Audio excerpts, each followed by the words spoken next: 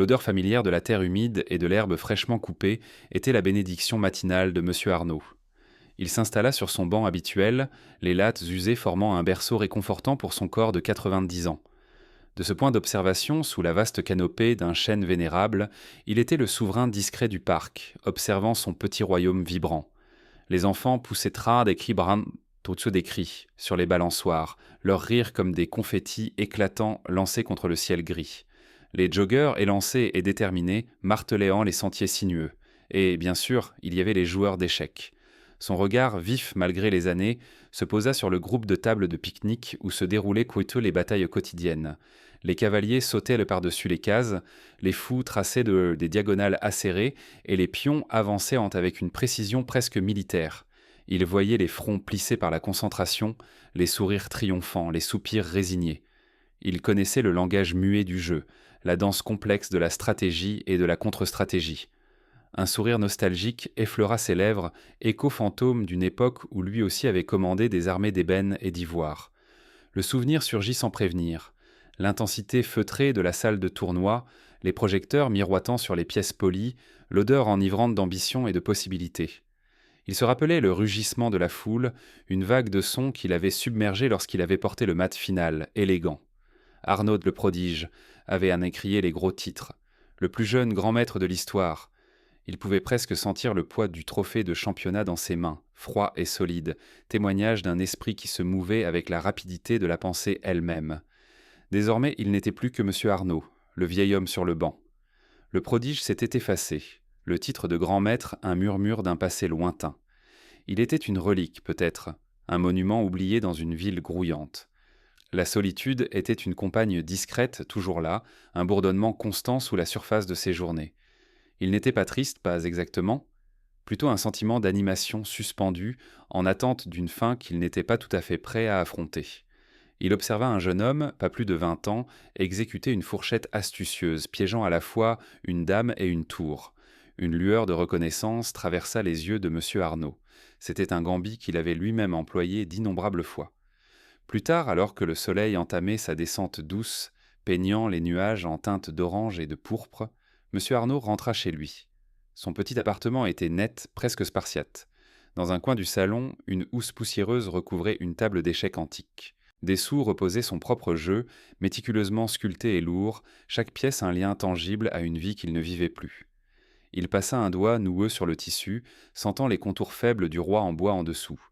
La poussière, une fine couche de temps, s'était déposée sur tout. C'était un témoignage silencieux à un jeu non joué, un esprit non défié, un champion à la retraite.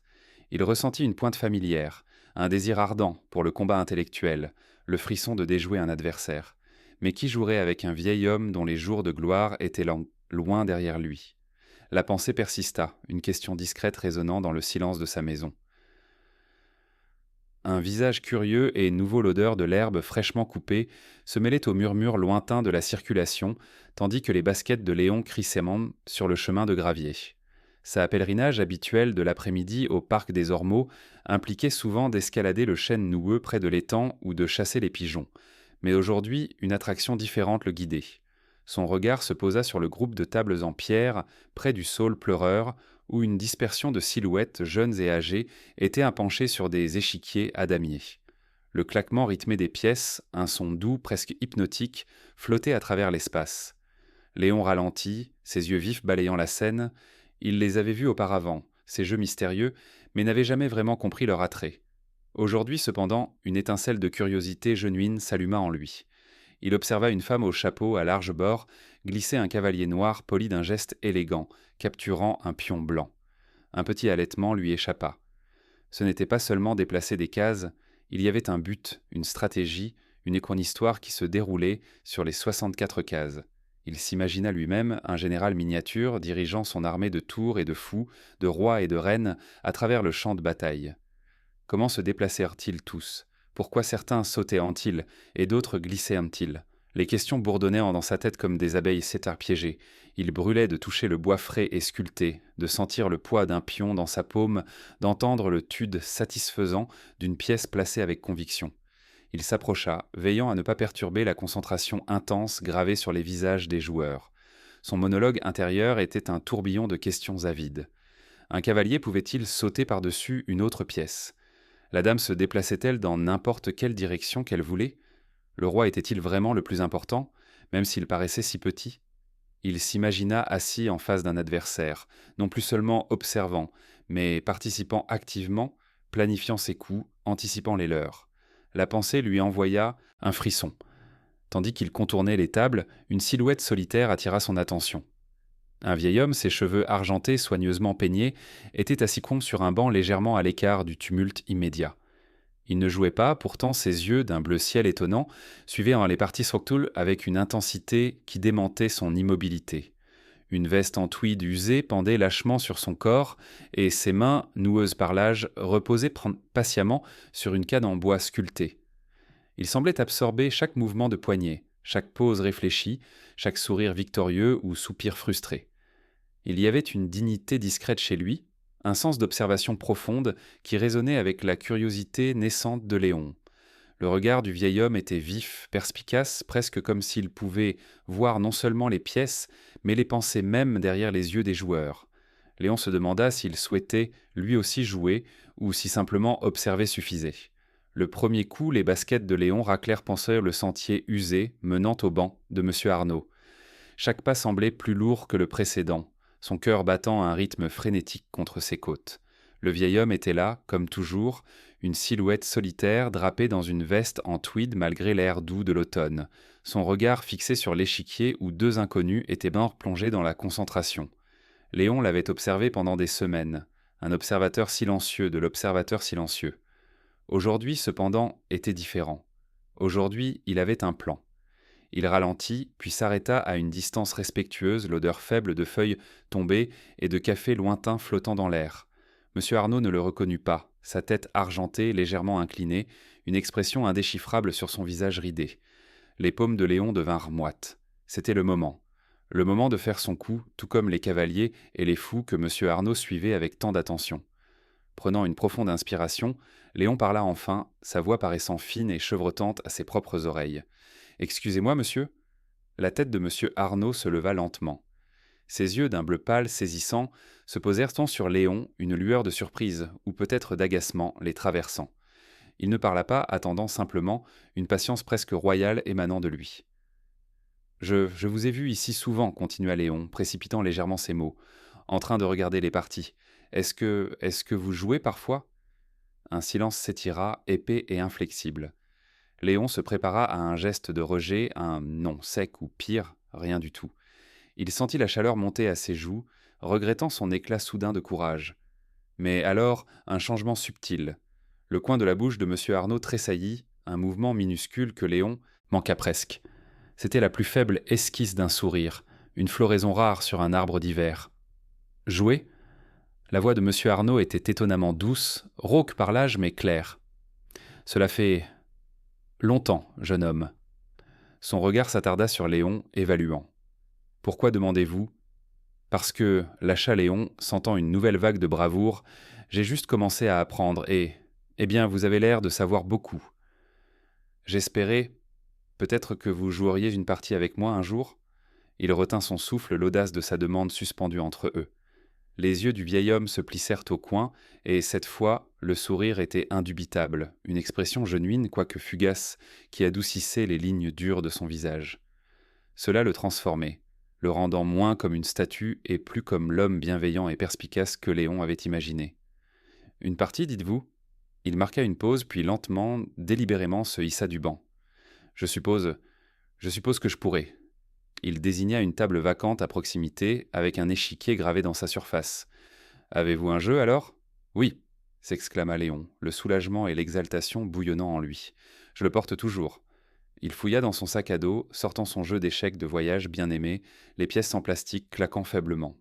Ses mains tremblaient légèrement tandis qu'il vidait soigneusement les pièces sur les cases à damier. M. Arnaud observa, son expression à nouveau indéchiffrable, pourtant une certaine raidiness animait désormais sa posture. Le premier coup, semblait-il, était déjà fait. Leçon sur l'échiquier. L'odeur de bois ancien et le plus faible murmure de tabac de pipe s'accrochèrent à l'air dans le petit salon de M. Arnaud, un arôme réconfortant devenu synonyme de leur rituel quotidien. L'échiquier, un bel objet vieilli en érable et noyer, trônait entre eux sur une table basse, ses pièces luisant sous la lumière douce de la lampe. À votre tour, jeune homme, dit M. Arnaud, sa voix un grondement bas. Léon, perché au bord du fauteuil antique, se mordit la lèvre, son front plissé par la concentration. Il tendit la main vers un cavalier, puis hésita, son regard dartant entre les pions groupés. « Je pense, ici, » déclara Léon, déplaçant le cavalier avec un claque décisif, quoique mal avisé. Les lèvres minces de M. Arnaud tressaillirent presque imperceptiblement. Un coup audacieux, bien que peut-être un peu prématuré.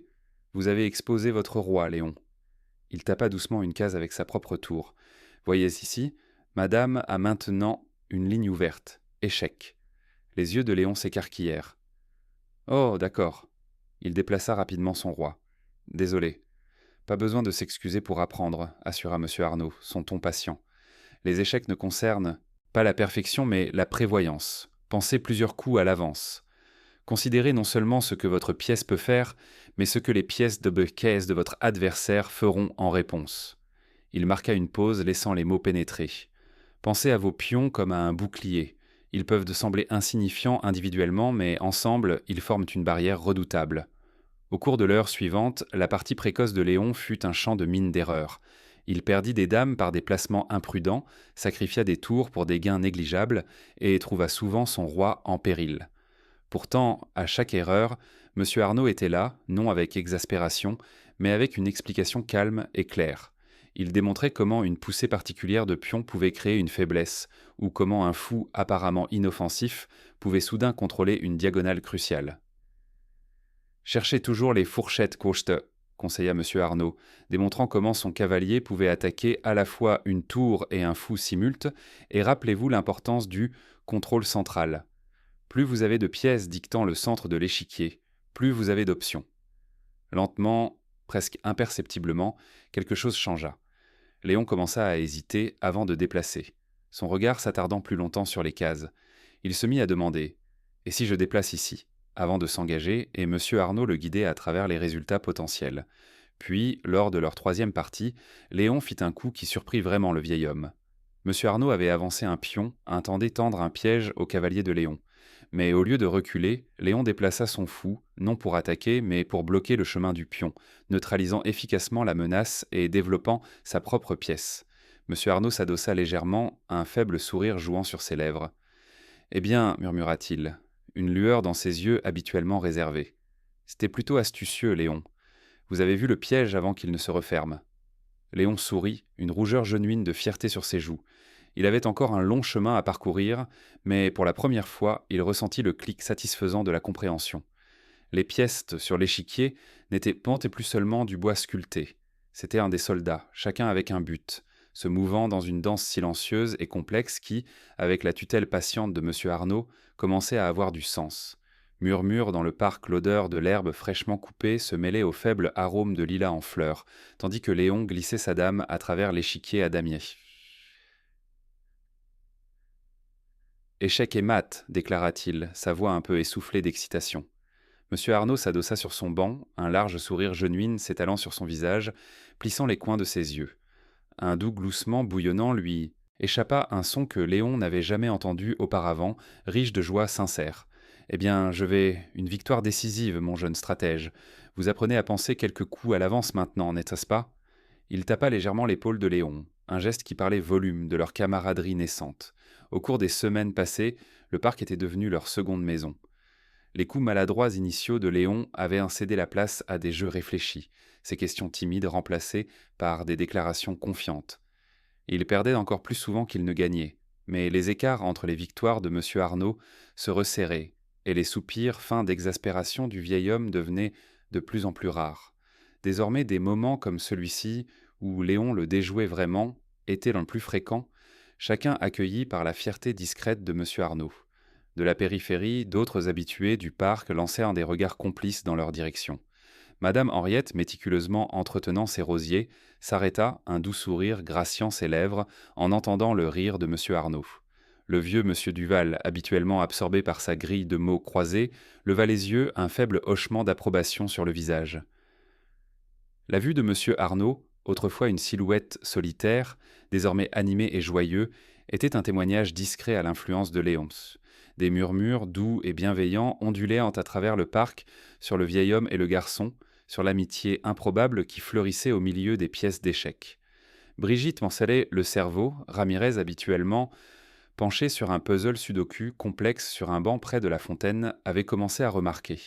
Son regard, habituellement vif et concentré inward, clignait occasionnellement vers leur table. Elle ne souriait pas ouvertement du moins, mais son front, typiquement plissé par la concentration, semblait se détendre légèrement en regardant Léon considérer un coup, son front plissé en imitation de son mentor. Son esprit analytique, accoutumé à disséquer des patterns et des stratégies, semblait traiter quelque chose au-delà de l'échiquier, quelque chose sur le rythme muet entre les deux joueurs. Elle notait le changement subtil dans la posture de M. Arnaud, la façon dont ses épaules semblaient moins voûtées, la lumière qui dansait désormais dans ses yeux. C'était une étude de cas fascinante sur la connexion humaine, une qu'elle n'avait pas anticipée trouvée dans son refuge habituel au parc. « Une autre partie » demanda Léon, réinitialisant déjà les pièces, son enthousiasme intact. M. Arnaud gloussa à nouveau, un son profond et content. « Mon cher garçon, je crois que je mérite une revanche. » Il prit un pion, ses doigts stables, et la partie recommença, chaque coup une conversation silencieuse, un témoignage de leur lien, croissant. Le défi du championnat Le Soleil de la fin d'après-midi, typiquement une présence bienveillante dans le parc, brillait avec une intensité inhabituelle le jour où Léon tomba sur l'affiche. Elle était collée sur le tableau d'affichage en chêne rugueux près du kiosque à musique, sa bordure cramoisie vibrant presque contre les verts et bruns mutés de l'arbre. Le championnat annuel d'échecs de Saule pleureur, proclamèrent les lettres audacieuses sous un dessin rudimentaire d'une tour. Équipe de 2, tous âges bienvenus. Grand prix. Trophée gravé, un droit de vantardise. Un choc traversa Léon. Son été avait trouvé son rythme dans des parties quotidiennes avec M. Arnaud, un rituel réconfortant de stratégie et d'apprentissage. Il avait absorbé la défense sicilienne, maîtrisé la forme élusive en L du cavalier, et même commencé à anticiper les tromperies subtiles de son mentor. Mais ceci était différent. Ceci était tangible. Il courut pratiquement jusqu'à leur banc habituel, l'affiche serrée soigneusement dans sa main. M. Arnaud était déjà là, une pomme à moitié mangée reposant à côté de lui, son regard perdu sur un pigeon lointain. « Monsieur Arnaud, regardez !» Léon déroula l'affiche avec panache, la présentant au vieil homme. « Un championnat. Nous pourrions participer. Nous pourrions former une équipe. » M. Arnaud cligna des yeux, ses yeux s'aiguisant lentement sur le flyer vif. Un faible tremblement traversa sa main alors qu'il l'attendait, ses doigts traçant les caractères emphatiques. « Un championnat, murmura-t-il, les mots sonnant étrangers sur sa langue. Sa composure habituelle sembla se défaire, une expression fugitive et indéchiffrable traversant son visage. « Équipe de 2. Oui, vous et moi. » L'enthousiasme de Léon était contagieux, sa voix s'élevant avec l'ampleur de l'idée. « Imaginez, nous pourrions gagner. Vous savez tout et je m'améliore vraiment, n'est-ce pas ?» Il gonfla légèrement la poitrine, un sourire plein d'espoir plaqué sur son visage. Le regard de M. Arnaud passa de l'affiche aux traits animés de Léon, puis revint. Un soupir lui échappa, aussi doux que des feuilles sèches glissant sur le pavé. « Léon, mon garçon, commença-t-il, sa voix imprégnée d'une lassitude que Léon n'avait jamais rencontrée. Les échecs compétitifs, cela fait très longtemps. La pression, la vitesse, mon esprit n'est plus aussi vif qu'autrefois. Et mes mains, il les leva, un tremblement subtil évident. Elles manquent tant de leur stabilité d'antan. Un nœud froid se resserra dans l'estomac de Léon. Il n'avait pas considéré l'âge avancé de M. Arnaud, seulement son acumène inégalé. « Mais vous êtes le meilleur, insista Léon, sa voix se brisant d'earnestness. Vous gagnez toujours, et je peux aider, nous serions une paire redoutable. Vous pouvez gérer les manœuvres complexes, et je peux me concentrer sur les ouvertures ou quelque chose. Nous pratiquerons encore plus. » Il se pencha en avant, ses yeux suppliants. « S'il vous plaît, monsieur Arnaud, ce serait si amusant. Et cela signifierait tant. » Les yeux du vieil homme revinrent à l'affiche froissée, puis au regard inébranlable et plein d'espoir de Léon. Il perçut non seulement un garçon avide d'une partie, mais une chaleur profonde, une camaraderie qu'il n'avait pas réalisé qu'il désirait. L'appréhension persistait, le vieux spectre de l'inadéquation et de la défaite. Pourtant quelque chose d'autre commença à remuer en lui. Une braise oubliée, un faible écho de l'exaltation du jeu. Il se rappela la satisfaction d'une stratégie magistralement exécutée, le triomphe discret de déjouer un adversaire. Un sourire lent, doux et teinté de nostalgie s'étala sur le visage de M. Arnaud. Il regarda le garçon dont l'énergie vibrante semblait onduler dans l'air autour d'eux. Très bien, Léon, concéda-t-il, sa voix un peu tremblante mais résolue. Un championnat, dites-vous?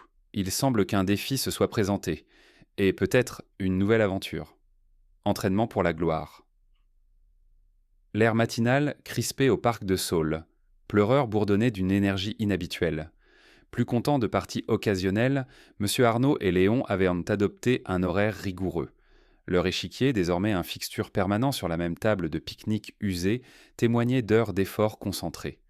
M. Arnaud, sa posture réservée et habituelle, remplacée par une intensité presque juvénile, pointa d'un doigt noueux « Compudas aleart comarant ». Souvenez-vous de l'indienne du roi, Léon. C'est une forteresse, mais avec un ressort caché. Vous les attirez, puis frappez. La sueur perlait sur le front de Léon tandis qu'il arrangeait méticuleusement les pièces, son jeune esprit absorbant chaque nuance. « Mais que se passe-t-il s'il ne tombe pas dans le piège, monsieur Arnaud ?» demanda-t-il, poussant un pion en avant. Un faible sourire effleura les lèvres du vieil homme. C'est là que les histoires entrent en jeu, mon garçon. » Il s'adossa, son regard distant. Mon premier championnat 1952. Mon adversaire, un tacticien redoutable, pensait m'avoir acculé. Je me souviens de l'odeur de bois poli et d'énergie nerveuse. Il avait joué un magnifique gambit de la dame. Moi, cependant, j'avais passé des semaines à étudier ses réponses de prince typiques. J'ai sacrifié un cavalier, un coup que tout le monde pensait fou. Mais cela ouvrait une diagonale, un éclair vers son roi. Le regard sur son visage... M. Arnaud gloussa, un son comme des feuilles sèches bruissant. Pure incrédulité. Léon écouta, captivé, ses doigts planant au-dessus de l'échiquier. Ces récits n'étaient pas seulement de l'histoire, c'étaient vraiment des plans, gravés avec l'émotion de la bataille. Les souvenirs de M. Arnaud n'étaient pas seulement sur la stratégie, ils concernaient la lecture des gens, la psychologie du jeu. Il parlait du poids de l'attente, du frisson de l'inattendu et de la satisfaction discrète d'un plan bien exécuté. Les jours se fondirent en semaines. Léon, vif d'esprit et intrépide, commença à expérimenter. Lors d'une session particulièrement épuisante, face à une position apparemment insurmontable, il essaya quelque chose d'extravagant. Au lieu d'un coup défensif conventionnel, il avança sa tour sur une case exposée, semblant inviter à la capture. M. Arnaud fronça les sourcils, son front plissé par la concentration. « Que diable faites-vous, Léon ?»« C'est une distraction, monsieur, » bégaya Léon, son cœur battant. « S'ils la prennent, cela ouvre une ligne pour mon cavalier de fourchette, leur dame et tour. » M. Arnaud fixa, puis lentement, une lueur apparut dans ses yeux. Il analysa l'échiquier, déplaçant les pièces dans son esprit. Astucieux, Léon, très astucieux. Un gambit risqué, mais potentiellement dévastateur. Il prit une profonde inspiration, et pour la première fois, Léon vit une lueur de surprise genuine sur le visage du vieil homme. « Je n'ai pas vu un coup comme ça depuis des décennies. Peut-être jamais. » Le tour de Léon, qu'ils appelèrent affectueusement le tourbillon de Saule pleureur, devint un staple dans leur pratique. C'était un coup né d'instinct et d'une touche d'impudence juvénile, un contrepoint parfait à la précision classique de M. Arnaud. Leur lien s'approfondit avec chaque pion passé et fou capturé. Le parc, autrefois un refuge discret pour un homme solitaire, bourdonnait désormais de l'intensité discrète de 2 générations, unies par 64 cases et un rêve partagé. Le gambit finalaire, dans la grande salle du tournoi, crépitait d'une tension palpable. Des tables en bois poli luisaient sous la lumière douce et focalisaient des lampes suspendues, chacune un champ de bataille. Les murmures feutrés des spectateurs et le clic-clac rythmé des horloges d'échecs formaient une bande-son steady et hypnotique. Les compétiteurs, un mélange de vétérans chevronnés et d'esprits jeunes intenses, étaient penchés sur leurs échiquiers, expression allant de la concentration stoïque à l'anxiété à peine contenue. M. Arnaud, paraissant étonnamment alerte dans sa meilleure veste en tweed, ajusta ses lunettes, un faible sourire jouant sur ses lèvres. Léon, rebondissant légèrement sur son siège, ses yeux écarquillés d'excitation, serra la main de son mentor. Leurs parties initiales furent un flou de manœuvres stratégiques et de décisions rapides. Ils affrontèrent un prodige adolescent avec une ouverture hyper agressive, que M. Arnaud contra adroitement avec une configuration défensive patiente, permettant à Léon de repérer une faiblesse cruciale de pion pour un avantage mi-partie. Ensuite, une vieille femme ridée, connue pour ses pièges intricés en fin de partie, vit ses plans se défaire contre la pression incessante de Léon et les mouvements précis du roi de M. Arnaud. Chaque victoire ressemblait à une exhalaison collective, une confirmation de leur partenariat unique. L'énergie juvénile de Léon et sa reconnaissance rapide de pattern complétaient parfaitement la connaissance théorique profonde et la prévoyance calme de M. Arnaud. Enfin, ils atteignirent la partie de championnat.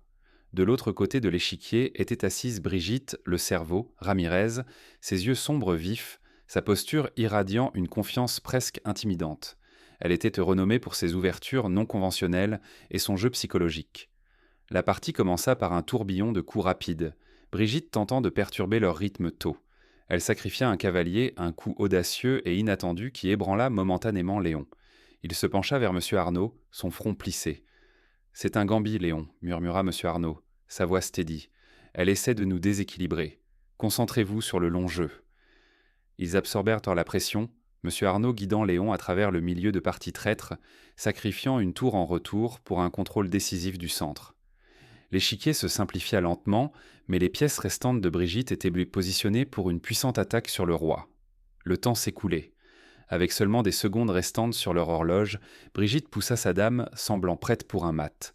Le cœur de Léon martelait. Il balaya frénétiquement l'échiquier, son esprit en course. « Regardez, monsieur Arnaud, lâcha Léon, pointant un pion apparemment anodin. Si nous avançons ceci, cela force son roi dans un coin. » Les yeux de monsieur Arnaud, quoique fatigués, brillèrent d'une clarté soudaine. Il le vit, un coup si subtil, si contre-intuitif, qu'il était brillant. Ce n'était pas attaquer, c'était constricter. Oui, Léon, le gambit final n'est pas le sien, c'est le nôtre. D'une main tremblante, M. Arnaud déplaça le pion. Brigitte, surprise, fixa l'échiquier. Son mat planifié était soudain bloqué, son roi piégé dans un réseau complexe de leurs pièces, menant à un mat forcé en 2 coups. Un halètement ondula à travers la salle. Brigitte, après un long silence d'évaluation, tendit lentement la main. « Bien joué, dit-elle, un rare sourire genuine effleurant ses lèvres. » La foule éclata, une vague d'applaudissements les submergeant. Léon, rayonnant, serra le trophée, son vieil ami à ses côtés, un triomphe discret dans ses yeux. Plus qu'un jeu l'argent poli du trophée de championnat luisait sous le soleil de la fin d'après-midi, reflétant les 2 visages rayonnants qui le regardaient. M. Arnaud, sa main reposant légèrement sur le métal, froid, avait un sourire qui plissait les coins de ses yeux, une expression genuine de joie rare ces dernières années. À ses côtés, Léon serrait la base du trophée des 2 mains, son propre sourire large et triomphant, une dent de devant manquante n'ajoutant qu'à son délice sans frein. Le rugissement de la foule, une vague chaude et ondulante d'applaudissements, les enveloppa, une symphonie d'admiration pour les champions improbables. « Nous l'avons fait, monsieur Arnaud !» s'exclama Léon, sa voix légèrement rauque d'excitation. Monsieur Arnaud gloussa, un son doux et grondant. « En effet, Léon, nous l'avons certainement fait. » Son regard balaya les visages assemblés, compagnons joueurs, habitués du parc, curieux onlookers, et même quelques reporters griffonnant furieusement dans leurs carnets. Il n'avait jamais cherché une telle attention, l'avait en fait activement évité pendant des décennies. Mais maintenant, partageant ce moment avec Léon, cela semblait différent. Cela semblait juste. Après les photos officielles et un bref discours d'acceptation légèrement embarrassé de M. Arnaud, que Léon ponctua de hochements enthousiastes et de quelques « ouais » discrets, ils trouvèrent enfin un banc discret sous les branches étalées d'un vieux chêne. Le trophée, maintenant placé soigneusement entre eux, semblait irradier une chaleur douce. « Je n'arrive pas à y croire, » murmura Léon, traçant les lettres gravées sur le trophée d'un doigt révérencieux. « 1 an entier de droit de vantardise. » M. Arnaud s'adossa, un soupir content lui échappant. « C'est tout un accomplissement, mon jeune ami, plus que je n'aurais jamais attendu. » Il regarda Léon, vraiment le regarda. Les yeux du garçon, habituellement allumés d'un feu compétitif, tenaient désormais une lueur plus douce, plus réfléchie. « Vous vous souvenez de la première partie ?» demanda Léon, un petit sourire jouant sur ses lèvres. « Vous avez balayé l'échiquier avec moi. Je pensais que je n'approcherais jamais. » Vous étiez un étudiant rapide, contra M. Arnaud, une lueur affectueuse dans l'œil. Un adversaire redoutable, même alors. Vous posiez toujours les bonnes questions. Ne reculiez jamais devant une nouvelle tentative. Il se rappelait les soirées discrètes dans son appartement, les innombrables parties, les silences partagés brisés par le clic réfléchi des pièces, l'éclat occasionnel de frustration juvénile de Léon et sa propre guidance patiente. La solitude qui s'était autrefois accrochée à lui comme une ombre perpétuelle avait commencé à se dissiper, remplacée par l'énergie vibrante que Léon apportait dans sa vie. « Ce n'était pas seulement les échecs, n'est-ce pas ?» dit Léon, sa voix étonnamment mature. Il se tourna pour faire face à M. Arnaud pleinement. C'était « nous » jouer ensemble. Monsieur Arnaud ressentit une profonde sensation de chaleur fleurir dans sa poitrine. Léon, avec son honnêteté simple, avait articulé la vérité muette. Vous avez tout à fait raison, Léon, dit-il, sa voix un peu plus épaisse qu'à l'ordinaire. Le jeu, la victoire, ils sont merveilleux. Mais le plus grand prix, de loin, a été notre amitié. Il tendit la main, sa main noueuse reposant doucement sur l'épaule de Léon. Vous avez ramené une lumière dans ma vie, garçon. Une lumière que je n'avais pas réalisée s'était tant estompée. Léon rencontra son regard, ses yeux vifs pleins de compréhension. Vous avez fait de même pour moi, monsieur Arnaud. Vous m'avez tant appris. Sur les échecs, oui, mais sur d'autres choses aussi. Il marqua une pause, puis ajouta « C'est plus qu'un jeu, n'est-ce pas ?» Le sourire de monsieur Arnaud je revint, plus doux cette fois, rempli d'un contentement discret. « Bien plus, Léon, bien plus. » Le soleil de l'après-midi descendit plus bas, jetant de longues ombres à travers le parc, mais autour d'eux, une nouvelle chaleur durable avait pris racine.